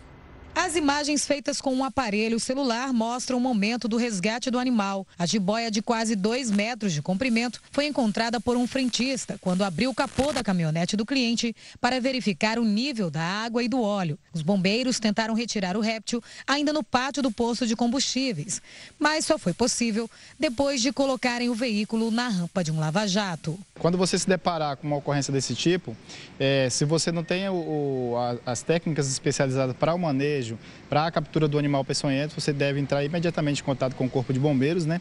E para que a gente possa estar fazendo esse resgate, essa captura e soltar o animal em seu habitat natural. E se por acaso surgir a vontade de matar o animal silvestre, vale outra orientação. Crime ambiental é você matar um animal peçonhento, né? Um animal silvestre. A gente faz a captura desses animais, né? Algum deles a gente entrega na SEMA, na Secretaria Municipal de Meio Ambiente, outro a gente já solta de imediato de volta ao seu habitat natural. E por falar em bicho, olha só, os índios de uma aldeia no interior do Amazonas lutam para manter uma tradição. O ritual de passagem, quando o adolescente se torna um adulto. Durante essa cerimônia, os garotos se deixam picar no mínimo 20 vezes por formigas tucandeiras, que são venenosas e provocam uma dor intensa. Tudo começa com a captura das formigas no mesmo dia do ritual. Os jovens que vão participar da cerimônia juntam folhas das guias de cajueiro. Misturadas com a água, elas formam um anestésico. Entorpecidas, as formigas tucandeiras são colocadas na luva, uma por 2 saaricãs, que são índios experientes que um dia também já passaram por toda a cerimônia. Ao contrário do que muita gente pensa, não é só chegar e colocar a mão na luva. Antes, é preciso ter um cuidado com a alimentação, com o corpo e seguir os costumes. Para o Sateré, a dança da tucandeira é muito mais do que um rito de passagem. Ela representa um vínculo com o passado e com a tradição da etnia. Mas sim como um dever, como o Sateré Mové, como você é respeitado pelas outras pessoas da tribo Sateré Mové e também você respeitando a sua cultura, isso que valoriza realmente a verdadeira cultura do povo Sateré Mové. O ritual começa depois da pintura de guerra. É preciso ainda colocar o chocalho feito com a casca da semente de uma fruta conhecida como nhambé. O barulho serve para marcar o ritmo da dança. As tucandeiras são as formigas usadas na cerimônia. Na ciência, são conhecidas como Paraponera clavata. Na língua sateré, elas são chamadas de walmat.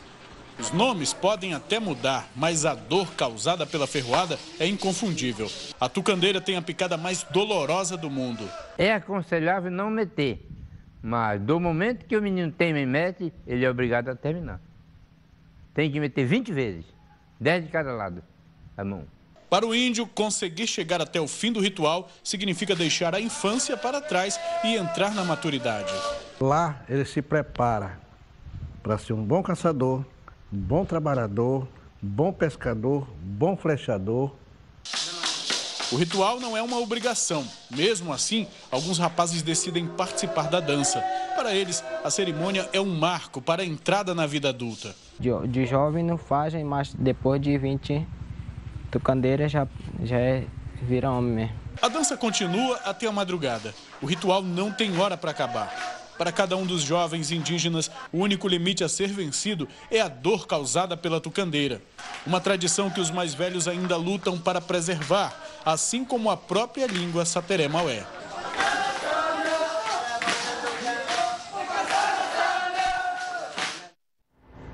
Dolorido esse ritual, hein? Dá dor só de imaginar o que eles passam. Tamanho daquelas formigas.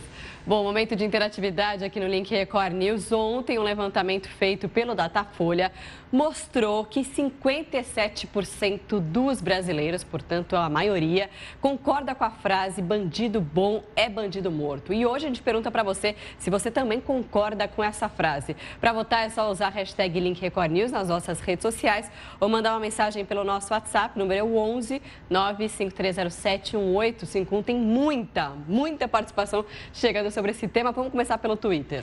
Vamos lá, Marcela. Olha só, a opinião que chega pelas redes sociais é do Augusto. Não acho que bandido bom é bandido morto, até porque nem todo crime é igual. Deveria levar-se em conta a gravidade. Neste caso, é a opinião, então, do Augusto. Obrigada pela participação, Augusto. Agora vamos às participações no WhatsApp desse tema. Para participar muito fácil, salve aí como contato DDD 11 95307 1851. Aí fica mais fácil para você enviar sua mensagem. Agora sim, a participação da Juliana, de Guarulhos, São Paulo, ela que diz o seguinte: eu apoio porque, infelizmente, a cadeia não regenera ninguém. E falta de oportunidade não é desculpa para entrar no mundo do crime. Opinião, então, da Juliana. Obrigada. A próxima participação é da Sinara, de Cupira, lá em Pernambuco. Concordo plenamente, bandido bom é bandido morto. Acho que se no Brasil tivesse pena de morte, os marginais pensariam bastante antes de tirarem a vida de inocentes. Obrigada, Sinara. Mais uma participação agora da Vitória, de Vila Velha, Espírito Santo. Não concordo, não vai ser matando todo mundo que vai resolver o problema da criminalidade. Não se resolve um erro com outro erro. Essa é a opinião da Vitória. Obrigada, Vitória. Tem agora a participação da Andréia, de São Paulo, capital. Sim, eu concordo. Hoje em dia, os direitos humanos defendem muitos bandidos. Dizem que todos merecem uma segunda chance. Segundo a Andréia, se todos merecem uma segunda chance, onde está então a segunda chance do trabalhador que foi morto? É a reflexão que ela deixa aqui pra gente. Obrigada, Andréia, pela sua participação e audiência. Mais uma opinião chegando agora do Luan de Pombal, Paraíba. Face à impunidade e à falta de eficácia do sistema prisional no Brasil, eu sou a favor. Bandido bom é bandido morto. Antes estes do que uma pessoa inocente. Essa é a opinião do Luan. Tem agora a mensagem da Silene, da capital paulista também. Sim, são ameaças quando soltos e prejuízo quando presos. A conta, de qualquer forma, vai sempre para as pessoas boas. Obrigada, Silene, pela participação. Agora o Leonardo, de Feira de Santana, Bahia. Sou a favor da pena de morte em caso de crimes hediondos. E todo policial que balear um bandido em confronto deveria receber uma medalha. Essa é a opinião, então, do Leonardo. Opiniões bastante controversas, gerando esse debate polêmico aqui hoje no Link Record. Verdade, Marcela. A Suzana, agora de Araraquara, interior de São Paulo, terra quente, terra do sol, escreve: matar não resolve, só gera mais violência. Precisamos de uma base familiar mais sólida e de leis justas e aplicáveis a todos indistintamente. É o que acha a Suzana. Obrigada pela sua participação, Suzana. Agora a opinião do Marcos na tela, Novo Hamburgo, Rio Grande do Sul. A oportunidade faz o crime. O criminoso já nasce pronto. Quem fala em falta de oportunidade ou é ingênuo ou conivente com o crime, é o que pensa Marcos. Obrigada. Pensamentos bem antagônicos, às vezes até radicais. A Eulália, de Espigão do Oeste, escreve pra gente: penso que seria uma boa maneira de diminuir os bandidos. Afinal, ninguém quer morrer, né? Obrigada, Eulália, pela sua mensagem. Mais uma agora do Joseval, de Alagoinhas, Bahia. O que falta é o cumprimento das leis e ter penas mais duras, pois a impunidade é o que leva a população a pensar em fazer justiça com as próprias mãos. É exatamente o que a gente falava agora há pouquinho, né, Lidiane? A Beatriz, de Cariacica, lá no Espírito Santo, acho que pena de morte seria voltar ao tempo do olho por olho e dente por dente. Seria uma volta ao passado e rasgaríamos a nossa Constituição, visto que o direito à vida é um dos direitos defendidos por ela. Obrigada, Beatriz, pela sua participação aqui conosco via WhatsApp. Agora sim, a gente vai ver de novo a participação agora pelo Twitter, porque tem muita participação chegando a todo momento. Vamos então olhar pelo Twitter as participações agora da Lilian. Concordo, porque a probabilidade de um bandido mudar o comportamento é mínima. Os fatos mostram, sai da cadeia e rouba de novo. Essa é a opinião da Lilian. Obrigada, e tem mais uma. Tem mais participação pelas redes sociais. O Eduardo Carneiro coloca: acho que essa frase generaliza demais e é um convite à intolerância e à justiça com as próprias mãos. Ele utiliza a hashtag #LinkRecordNews. Eduardo, obrigada pela sua mensagem, pela sua participação aqui com a gente na tela do Link Record News. Bom, você pode continuar participando, porque esse tema está rendendo bastante manifestações aqui. No próximo bloco, você vai ver nutricionistas americanos criam dieta que promete ativar um gene responsável pelo emagrecimento. Imperdível, hein, essa informação. E ainda, boa notícia para quem esperou o ano inteiro para comer panetone. Os preços não subiram e eles estão custando quase o mesmo que no último Natal. Em instantes, isso e muito mais aqui no Link Record News.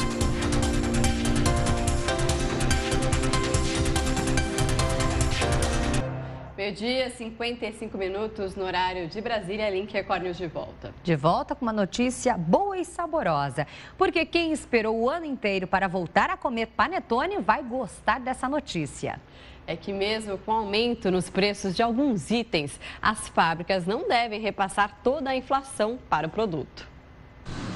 Nunca foi tão necessário mexer a massa aqui, esticar ali, fazer render, acrescentar criatividade, produtividade para que o bolo, no final, seja doce para quem produz e para quem compra. Nesta fábrica em São Paulo, as máquinas funcionam 24 horas por dia, 7 dias por semana.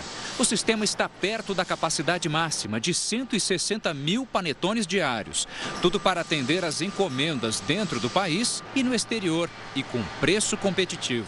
A receita, reajuste menor do que a inflação. Nós tivemos um reajuste em torno de 6,5% na média dos nossos produtos. A gente trabalhou muito mais na parte de produtividade para poder segurar os aumentos. E os clientes perceberam. Eu acho que não houve muita variação, não. Nesta rede de padarias, os 8 tipos de panetones artesanais também estão custando quase o mesmo que no último Natal. Assim, o cliente é atraído não só pela qualidade. Apesar dos insumos terem aumentado bastante, a gente realmente manteve e somente aumentou na inflação, na média da inflação, para conseguir manter e conseguir fazer a venda.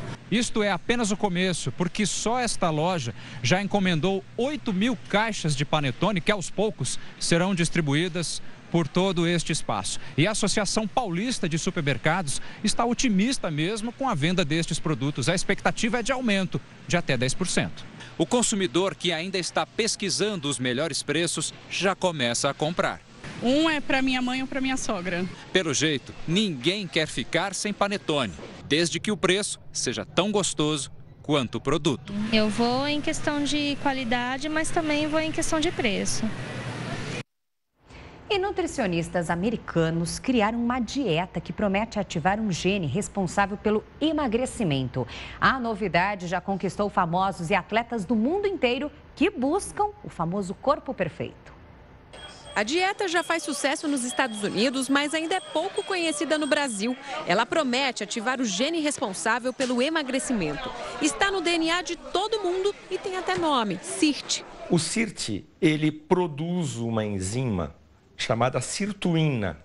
Esta sirtuína, ela está correlacionada hoje com a queima da gordura branca e o estímulo da massa magra. Ou seja, ela quebra a gordura e aumenta a produção da massa magra, da massa muscular. É o sonho. É o sonho de consumo hoje, acho que de qualquer ser humano, não é? A novidade virou moda em alguns países, ganhou livro e até lutadores profissionais como adeptos. Um deles é o campeão do UFC, Conor McGregor. A promessa é emagrecer até 7 quilos em 21 dias, seguindo rigorosamente uma dieta que prevê o consumo de alguns alimentos que estimulam esse gene. O bom é que a maioria deles é fácil de encontrar e quase todo mundo gosta. Além de maçã, morango e vinho estão no topo da lista. Limão, rúcula, cebola roxa, curry, café e chocolate meio amargo também funcionam. A questão é que para potencializar o resultado, além de consumir esses alimentos, é preciso fazer jejum de 12 horas e praticar atividades físicas. A novidade ainda é polêmica. Hoje existem alguns caminhos alternativos e esse está prometendo ser um bom caminho, desde que devidamente orientado, devidamente estudado e com um acompanhamento médico, eu acredito que a coisa vai andar. Repito, estamos muito no começo ainda. Agora, o que não tem contraindicação é incluir e priorizar os alimentos estimulantes do SIRT nas refeições. A novidade agradou.